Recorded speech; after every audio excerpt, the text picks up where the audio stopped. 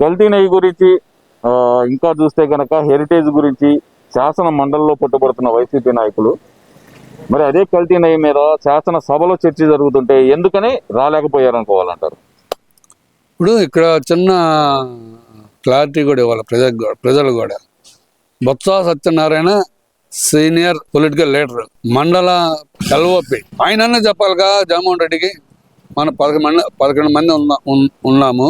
మన గురించి అసెంబ్లీలో ఎండగడుతున్నారు, దాన్ని ధైర్యంగా ఎదుర్కొందాము, మన వయసు అక్కడ వినిపిద్దాము. ఈ కల్తీ లడ్డు వ్యవహారం ఆ పాపం మాది కాదు మీది అని బయట మనం మాట్లాడుతున్నాము.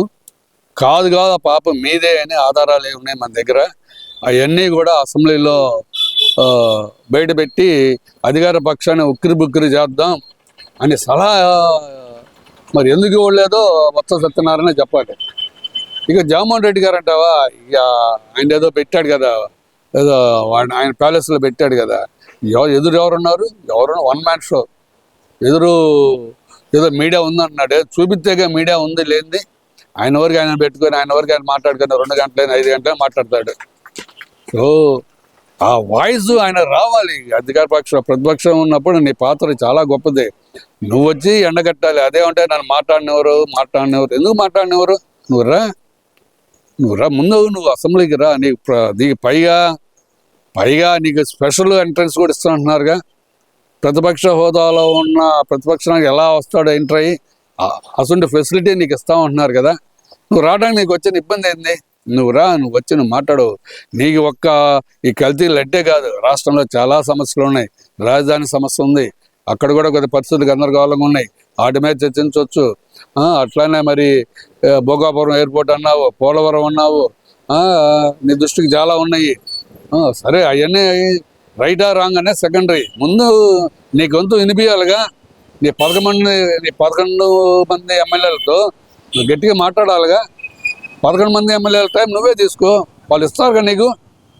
మరి ఎందుకు నువ్వు మోగపోతున్నావు? నీకు భయం ఏదో ఉన్నట్టుకుంది. గతంలో 2019-24 మధ్య అసెంబ్లీలో నేను నా సహచరులు ఎలా వ్యవహరించామో అసంటి పరిణామాలను మళ్ళీ నేను ఎదుర్కోవాల్సి వచ్చిద్దామన్న భయంతో మాత్రమే నువ్వు అసెంబ్లీకి రావట్లేదు. అదేమంటే నేను సింహం అంటావు. నువ్వు సింగిలా? నీ సింహం, నీ బాను నువ్వేగా జనసేన వాళ్ళతో పొత్తుకెళ్ళింది. మీ ఎమ్మెల్యే అప్పలరాజు స్వామిరాజు శ్రీకాకుళం ఆయనే చెప్పాడుగా, మేము పోయి జనసేనతో పొత్తుకెళ్ళాము, పవన్ కళ్యాణ్ అబ్బాయి నా వద్దు నేను పొత్తుకు రానన్నాడు ఆయన. మీ ఎమ్మెల్యే చెప్పాడు కదా. నేనేదో సింగిల్ అంటావేంది? అలా నీ సహచర్య ఎవరు కూడా తీసుకోవడానికి భయపడుతున్నారు. కాబట్టి ఇప్పటికైనా నీకు రిక్వెస్ట్ చేసేది ఏంటంటే, దయచేసి జగన్మోహన్ రెడ్డి గారు రండి, అసెంబ్లీకి రండి. మీ ఉప్పు కారం అంటే ఉండాలి, మీరు కూడా ఉంటేనే ఎఫెక్ట్ అనేది 70M స్టీరియో ఎఫెక్ట్ కనబడుతుంది. మీరు రాని వీళ్ళు వచ్చేవాడికి వీళ్ళ డబ్బా వీళ్ళే కొట్టుకుంటున్నారు తప్పించి, మీరు వస్తే మీరు కాదురా మీ డబ్బా నేను కొడతానని ఈయన కొట్టాలి వాళ్ళ డబ్బా. ఈయన బయటికి రాడు, అసెంబ్లీకి రాడు, 1 మ్యాన్ షో. ఉపయోగం ఏముంది? ప్రజల్లో డల్ అయిపోతున్నాడు. ప్రజలు ఏమంటాడు, పులివి కాదురా బాబు నువ్వు పిల్లివి అనే పరిస్థితిని నువ్వే నీ పార్టీ కార్యకర్తలకు కలగజేసుకుంటున్నావు. ప్రధానంగా చూస్తే గనక ఇవన్నీ ఒకే కనుక అంబటి రాంబాబు చేస్తున్న వ్యాఖ్యలు, కూటమిని కూల్చేస్తాను, అంతవరకు నిద్రపోను అంటూ ఆయన చేస్తున్న వ్యాఖ్యలు ఎలా చూడాలి మరి? ఈ అంబటి రాంబాబు ఈయన సుగన్కి ఎక్కువను సుజన్కి తక్కువ, కానీ దీని అమలు కుట్ర ఉంది. ఇది వైసీపీకి, వాళ్ళ జగన్మోహన్ రెడ్డికి, వాళ్ళ నాయనకి, వాళ్ళ తాతలకి వెన్నతో పెట్టిన విద్య. వాళ్ళ తాత రాజారెడ్డి ఆయనది ఇట్లానే మత ఘర్షణలు సృష్టించడం, వర్గాలని ఫ్యాక్షనిజం చేయటం, అడ్డొచ్చిన వాళ్ళని డిలీట్ చేయటం. ఆ తర్వాత రాజశేఖర రెడ్డి గారు ఆయన కూడా అంతే. 88 రంగగారి మర్డర్ విషయం కూడా, హత్య విషయం కూడా, దాంట్లో ఆయన పాత్ర, ఆ రాయలసీమ ఆ ఏరియా వాళ్ళ పాత్ర ఉందనేది జగమెరిగిన సత్యం. అల్లర్ల అనంతరం కాంగ్రెస్ పార్టీ అధికారంలోకి తెచ్చింది. ఈయన ముఖ్యమంత్రి కాల. ఈయన చిరకాల వాంచి ఏంటంటే ముఖ్యమంత్రి కావాలి, దోచుకోవాలి. అది కాల. తర్వాత 90-91 మధ్య మత ఘర్షణ సృష్టించారు. మరి చెన్నారెడ్డి గారు ముఖ్యమంత్రి.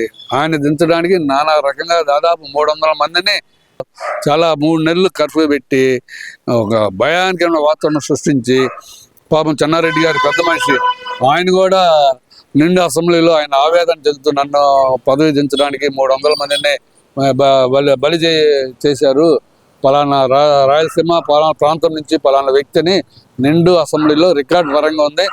ఇంకా కావాలంటే వాళ్ళ అబ్బాయి శశిరెడ్డి ఉన్నాడు, అతను కూడా అడగచ్చు. అది అయిపోయింది.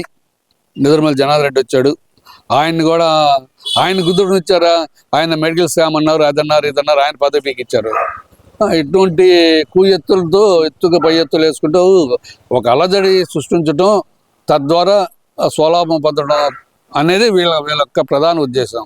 ఆ తర్వాత 2004 ఎలక్షన్లో ఆయన గారు ముఖ్యమంత్రి అయ్యాడు. దురదృష్టవస్తు ఆయన కాలం చెందాడు. ఆ తర్వాత 2014 రాష్ట్ర విభజన అనంతరం ఎలక్షన్స్ వచ్చినాయి. 14-19 చంద్రబాబు నాయుడు ముఖ్యమంత్రి.